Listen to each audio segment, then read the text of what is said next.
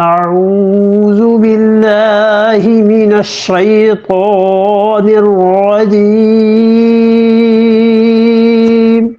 بسم الله الرحمن الرحيم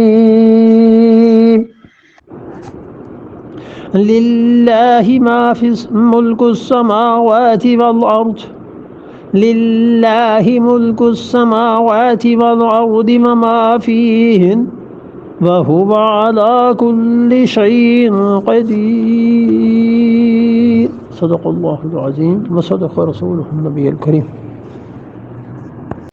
और आखिर पे फरमाया ये जितना भी शिर्क की बातें तुम सुन चुके हो, लिल्लाहि मुल्कुस समावाति वल अर्ज़, अल्लाह ही की बादशाही है आसमानों में भी और जमीन में भी, वमा फीहिन्ना, और जो कुछ इनके दरमियान है, हर जगह अल्लाह ही की हुक्मरानी।